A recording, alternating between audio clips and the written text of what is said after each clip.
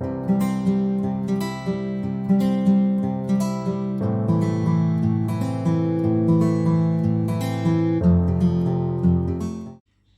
today we are going to make Nawabi Paneer and the ingredients needed are 1 bowl of paneer cubes, 1 onion chopped, 6 green chilies, ginger and garlic, 15 to 20 cashew nuts, cardamom, cloves, cumin seeds and cinnamon stick. Now let's see how to make.